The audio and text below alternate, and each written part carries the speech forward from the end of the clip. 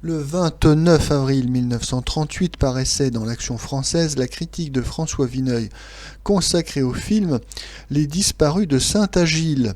À noter également que François Vineuil faisait un petit écho sur ce film dans Je suis partout, daté du 13 mai 1938. Texte intégral. On a lu avec agrément plusieurs récits policiers de M. Pierre Véry, un peu lâché par l'intrigue, mais dans le détail d'une imagination joyeusement vagabonde, qui se rappelle volontiers les rêves d'aventure enfantine et avec de bonnes peintures d'atmosphère. Il y avait certainement un fort joli film à tirer de son roman Les disparus de Saint-Agile. Le cadre est celui d'un vieux collège provincial avec des professeurs tous marqués de manies pittoresques. 3 gamins se sont constitués en société secrète, les Chiches Capons. Leur but est de gagner l'Amérique. Ils se réunissent la nuit dans la classe d'histoire naturelle, sous la présidence du squelette qui orne ces lieux.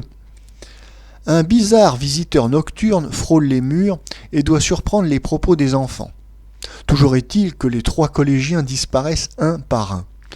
On apprendra dans la conclusion, assez décevante, comme il arrive souvent en cette matière, que nos garçons avaient involontairement dérangé les plans d'une banale troupe de faux monnayeurs, lesquels ont pris leurs précautions en les enlevant.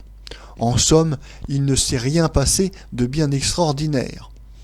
Un auteur de romans policiers connaissant bien son métier, tel M. Pierre Véry, possède une quantité de recettes pour amener une certaine crédibilité chez son lecteur, pour placer une imprécision opportune.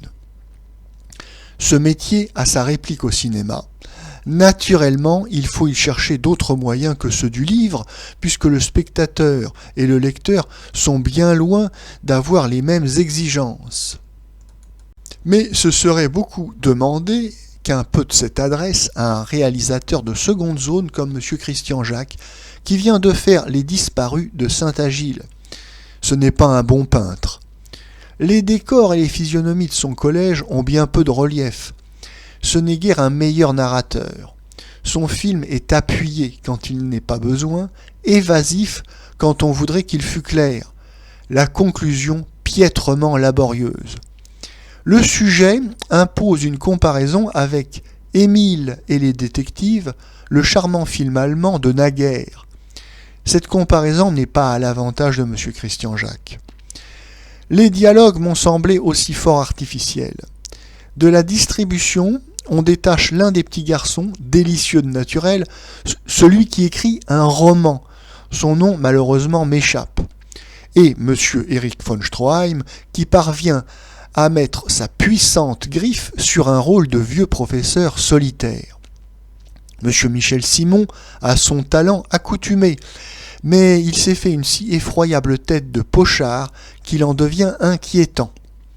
Le petit Mouloudji conserve encore de la spontanéité. Je crains que ce ne soit plus pour longtemps. Le reste joue bien gauchement, de M. Clarion au jeune Serge Grave. Ce ne sont pas encore des productions aussi peu soignées, aussi molles, qui aideront au relèvement du cinéma français.